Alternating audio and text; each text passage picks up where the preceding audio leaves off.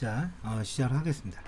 IPS죠, IPS. 이거는 뭐 시험에는 별거 없습니다. 그냥 대응까지 한다.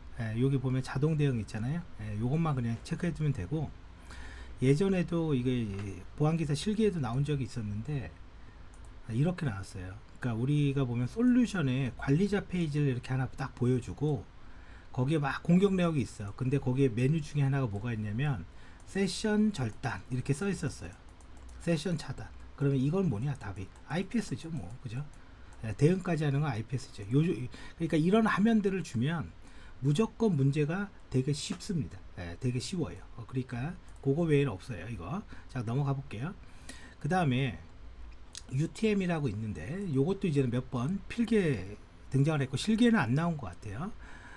이게 사실은 방화벽이에요, 방화벽. 그죠? UTM이라는 게. 근데 이제는 요거를 이제 이런 말을 씁니다. 여기에 통합 보안 솔루션이 뭐냐? 통합 보안 솔루션. 이제 이것저것 뭔가 합쳐져 있는 거. 그거 한번 얘기해 볼게요. 첫 번째는 요 UTM입니다. UTM.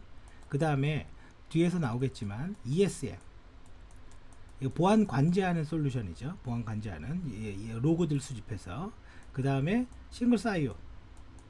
하나 로그인하면 다 로그인하는 거. 이제 이런 것들을 우리는 통합 보안 솔루션이라고 말한다.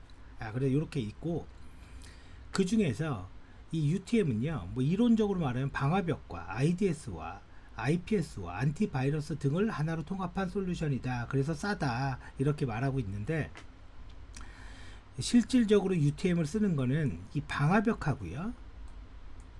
이 UTM이 SSL VPN을 씁니다. 그래서 요 두 가지 기능을 위주로 써요. 그래서 시험 문제가 이렇게도 나왔어요. 통합 보안 솔루션으로 실질적으로 방화벽과 SSL VPN 용도로 활용하는 보안 솔루션이 뭐냐? 그거는 UTM인 거죠. 이 두 개 용도로 이렇게만 출제가 됐던 거예요. 뭐 근데 이제 더 이상은 없어요. 사실 UTM이라고 해서 그냥 방화벽이라서. 자, 넘어가 볼게요. 허니팟도 간단하게 나왔습니다. 함정. 그러니까 특정 사이트로 유인하게 만드는 거죠. 그게 취약한 거. 근데 기업에 있을 리가 없죠, 이런데. 그래서 제로데이 어택에 탐지가 가능하다. 그래서 요 단어 유인, 그 다음에 제로데이 어택에 대응하다. 요것만 그냥 체크하고 넘어가면 됩니다. 그래서 함정이다. 실제 기업에 있냐? 없어요, 이런 거. 자, 쭉 이제 넘어가고요. 그 다음 이제 VPN이죠. VPN은 이제 중요한 거죠, 사실은. VPN은. 자, 요거와 관련된 게 이제 뭐가 있냐면, 우리가 이제 안정성 확보 조치에서 개인정보 안정성 확보 조치에서 접근 통제라는 게 있습니다. 접근 통제.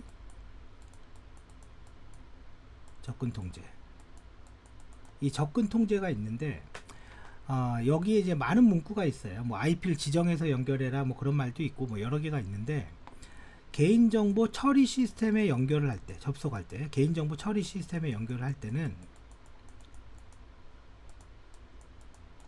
안전한 접속 수단.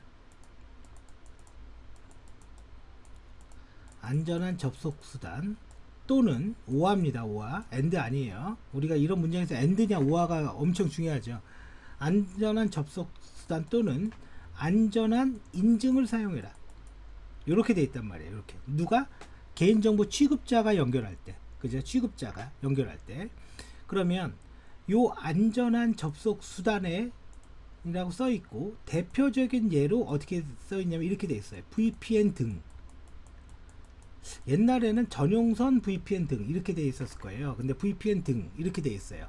그때 사용하는 게 이제 요걸 얘기하는 거고, 얘는 결과적으로 전송 구간을 암호화한다라는 의미가 있는 거죠. 암호화한다라는 의미가 있는 거고, 안전한 인증은 투팩터 인증이죠. 그래서 패스워드 넣고 뭐 OTP 번호 넣는 거. 근데 이게 오화잖아요, 오화. 엔드 아닙니다, 이거 엔드 아니에요. 자, 그래서 이런 터널링을 만든다. 즉 이게 이제는 암호화다 이거죠. 근데 원래는 터널링이 암호화가 아니에요. 사실은 암호화는 암호화고 터널링은 터널링이에요. 사실 다른 건데, 잠깐 얘기를 드리면 이런 거예요. 내가 어떤 화물차만 달리는 전용 차선이 있다고 쳐보세요. 그럼 이 차는요 화물차 외에는 못 갑니다. 그러니까 우리가 이 차선을 내가 지나가고 싶은 거야. 그럴 때 어떻게 합니까? 화물차 위에다가 나의 자가용을 싣고 가면 되는 거죠. 이게 뭐다? 이게 터널링이에요. 즉 여기 밑에 그 회선은 IP 번호가 10번만 달릴 수 있어. 왜? 방화벽에서 그렇게 막으니까. 방화벽이나 라우터가 그렇게 정책이 되어 있으니까. 근데 나의 IP는 20번인 거예요. 그러니까 여길 지나갈 수가 없는 거죠. 그럴 때 가짜 IP 10번을 붙여서 여길 통과한 다음에 이제 차에서 내리는 거예요. 이게 뭐라고요? 이게 터널링이에요. 암호화는 이렇게 지나갈 때 여기를 가림망으로 이렇게 감싸버리는 게 암호화인 거고, 그래서 VPN의 진정한 기능은 터널링입니다. 터널링. 그래서 네트워크를 뚫고 갈 수 있다라는 게 뭡니까?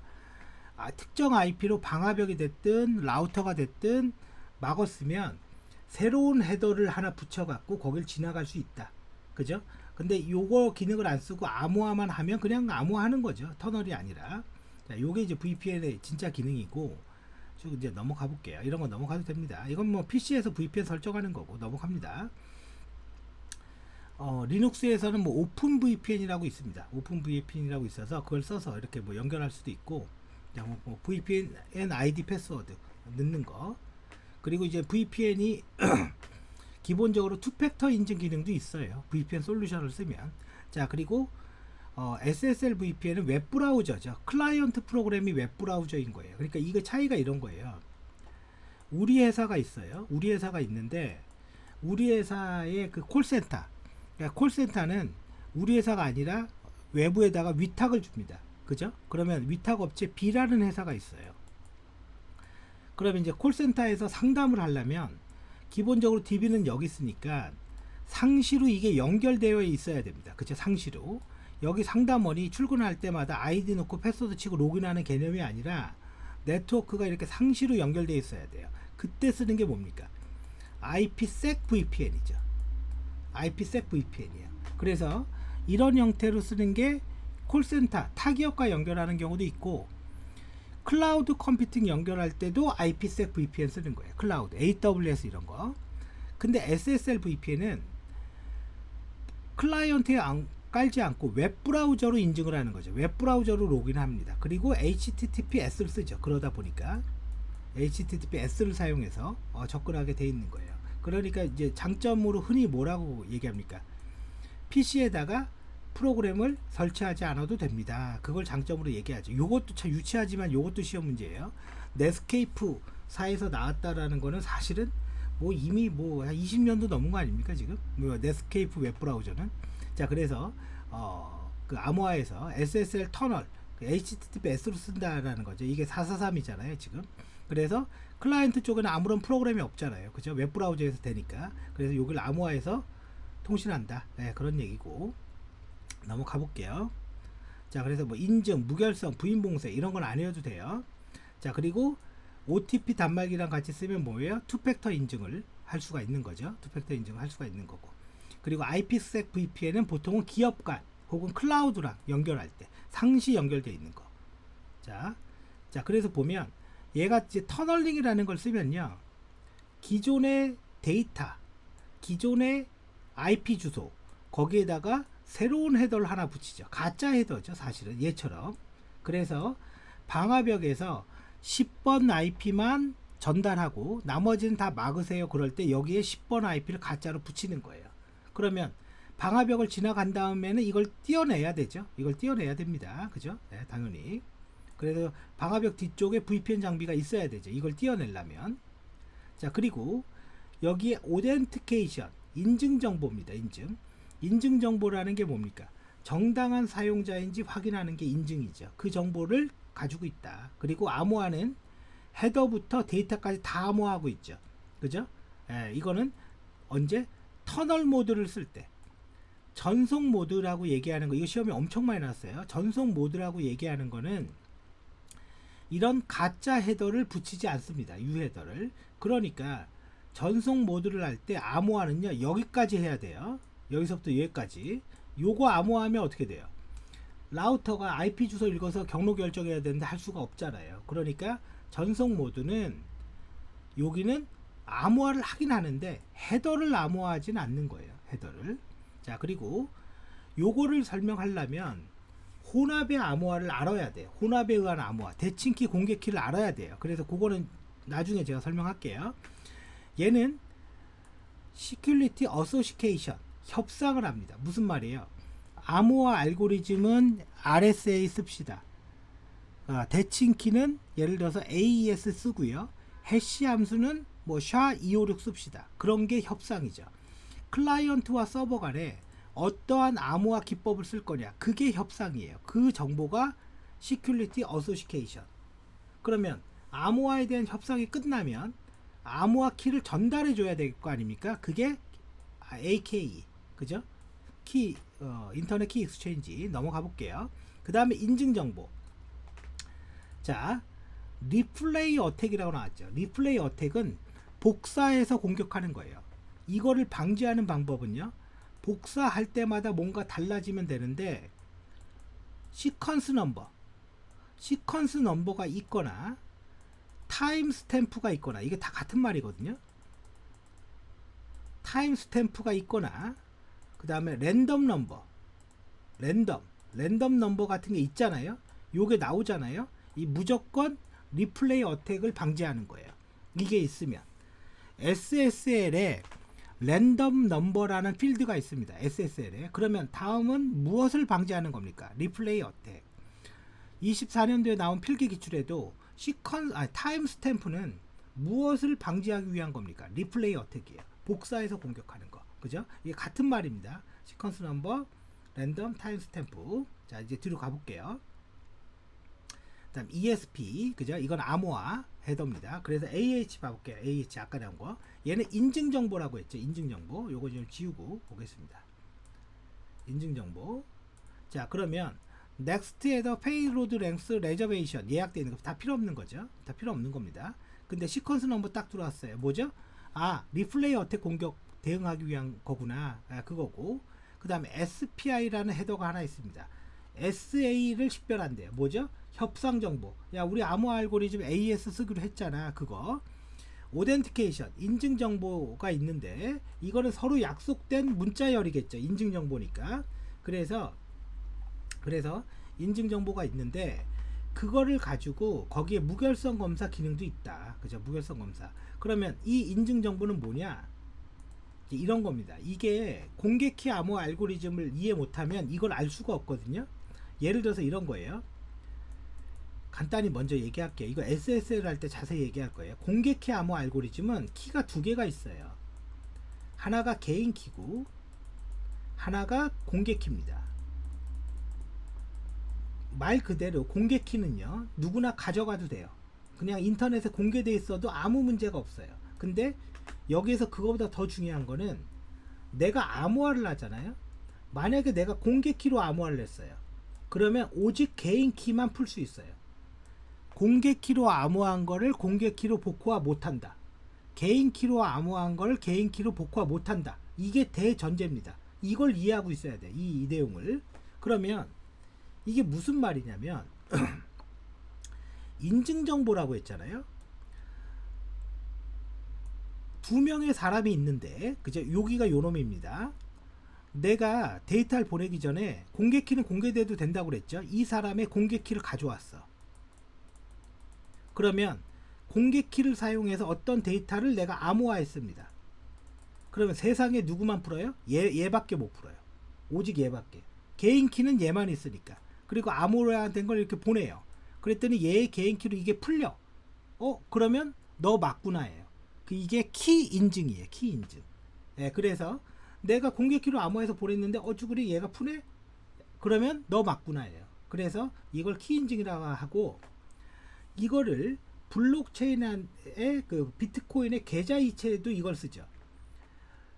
내가 이체 받는 사람의 공개 키를 받아서 그 공개 키로 암호화를 시켜요. 그럼 개인 키는 세상에 걔밖에 없으니까 이걸 보내요. 그럼 세상에 얘밖에 못 푸는 거예요. 그래서 이체가 되는 거예요. 그래서 이게 뭐냐? 공개키 알고리즘의 특성이에요. 그래서 여기에 오덴티케이션 데이터라는 의미가 사실은 그런 의미를 갖고 있는 거예요. 그러면 이런 모든 거를 다 얘기하는 게 뭐냐? 혼합에 의한 암호화를 먼저 봐야 돼요. 일단 지금 시간은 그냥 여기서 간단히 할게요. ESP 똑같죠? SA 있고 시퀀스 넘버 똑같습니다. 자, 그리고 얘는 페이로드, 패딩이라는 말이 나옵니다. 패딩. 다른 건 없고 패딩만 더 있고 인증 정보 이거 똑같고. 패딩은 뭐냐? 이것도 암호화 알고리즘을 봐야 되는데 우리는 기본적으로 블록 단위 암호화를 합니다. 블록이라는 건 뭡니까? 모든 크기가 똑같은 거예요. 똑같은 거. 근데 제가 얘기 드렸죠. 영어로 메시지라고 얘기하는 거는 뭐라고 그랬죠? 가변길이라고 했어요. 메시지라고 나오는 건. 그러면 메시지로 나오는 이 영어 문자를 어떻게 똑같이 만들 수가 있습니까? 똑같은 크기로. 애당초 불가능해요. 내가 만약에 두 자리씩 끊었다고 쳐볼게요. A, B, C, D 마지막 E 한 자리. 그러면 크기가 다르잖아요. 이 크기를 맞추기 위해서 이 블록 기반 암호화 기법은 패딩이라는 작업을 하는데 두 자리죠. 0을 두 개 붙이자. 그럼 네 자리가 됐어요. 그러니까 블록 기반은 메시지의 크기가 커져요. 기본적으로 블록 기반을 쓰면 0을 두 개 붙이죠. 얘는 한 자리잖아요. 뒤에다 0 두 개 붙이고 여기에다 공백을 넣든 0을 넣든 넣어요. 그러면 어떻게 돼요? 사이즈가 똑같아지죠. 그래서 이때 자릿수를 맞추는 걸 우리는 패딩이라고 한다고요. 암호화에서. 그래서 패딩을 하면 기본적으로 어떻게 된다? 메시지의 크기가 커진다. 그러니까 하드웨어가 좋아야지만 블록 기반 암호화 기법을 쓸 수 있는 거예요. 그럼 지금은 그렇냐? 그렇죠. 지금은 하드웨어가 다 좋으니까. 예전에는 못 썼다라는 거예요. 예전에는. 혹시 여기 계신 분 중에 기억할지 모르겠지만 기업에서 와이파이를 쓰는 건요. 돈이 굉장히 많은 금융권이나 쓸 수 있었어요. 우리가 지금은 기업에서 와이파이를 뭐 그냥 아무것도 아닌 것처럼 쓰지만 옛날로 돌려보면요. 와이파이 돈 많은 기업밖에 못 썼어요. 그 와이파이가 예전에는 스트림 암호화를 했어요. 이런 블록 암호화 못 했어요. 성능이 안 나와서. 근데 지금은 그냥 흔한 게 이런 거죠. 그리고 이제 키 교환 절차. 이것도 제가 설명할게요. 1단계와 2단계 이렇게 나와 있는데 첫 번째 협상을 한다 이거예요. 협상을. 그죠? 협상을 하고 뭔가 키를 교환한대요. 그죠? 키를 교환하고 그리고 나서 암호하고 터널을 만든다. 그 단계를 그냥 이렇게 나눈 거죠. 보안기사 필기 실기 뭐 필기에서 VPN 뭐 아무것도 아니지만 실기에서도 VPN 아무것도 아닙니다. 이거 나오면 그냥 감사합니다 라고 하고 14점짜리 먹는 거예요. 뭐냐? 뭐가 나오냐? VPN의 종류 몇 개냐? 종류 써라. 이거랑 또 하나 데이터 링크 계층에서 동작하는 VPN의 종류 3개 써라. 이거. 또 하나 VPN 너무 쉬워요. VPN이 이렇게 있는데 두 개가 있어. 클라이언트 서버가.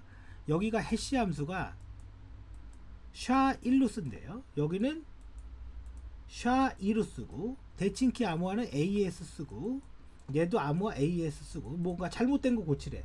이거 SHA-2로 바꿔주면 되죠. 이거 14점짜리 문제. 이것도 작업표. 심플하잖아요. 그러니까 VPN의 문제는요. 너무너무 쉽기 때문에 나오면 정말 실기에서 그날 붙어야 돼요. 그날. 필기는 뭐 간단하고요. 그래서 데이터 링크 계층에서 동작하는 VPN의 종류는 뭐냐? PPTP. 몰라도 됩니다. MS에서 만들었다. 요거 하나만 기억하세요. 이 계층에서 동작한다. 요것만.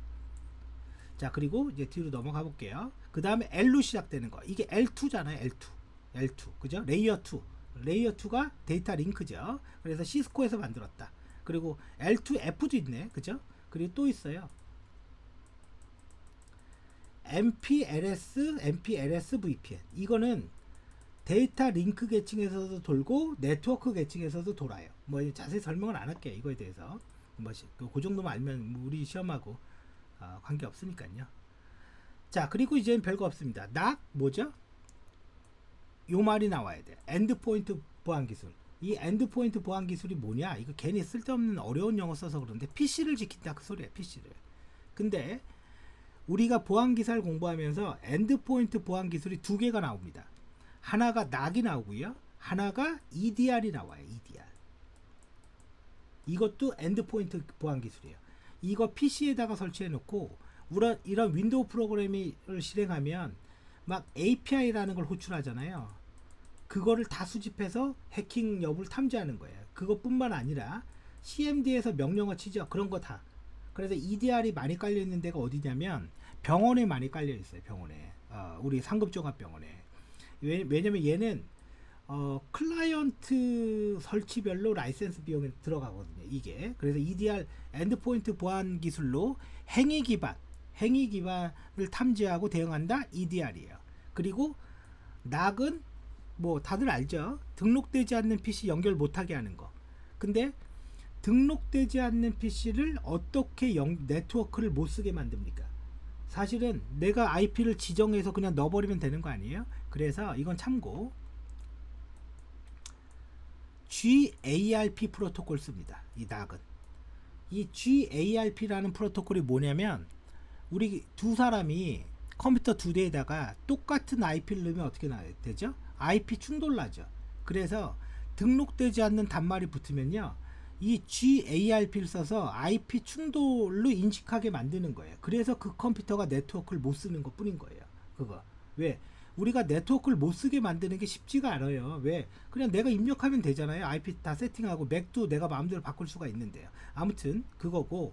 그리고 또 하나 네트워크의 무결성. 요런 표현으로 문제가 나오죠. 그러니까 등록되지 않는 컴퓨터 네트워크 연결 안 시키는 게 뭡니까? 이렇게는 안 물어봐요. 이건 너무 쉬우니까.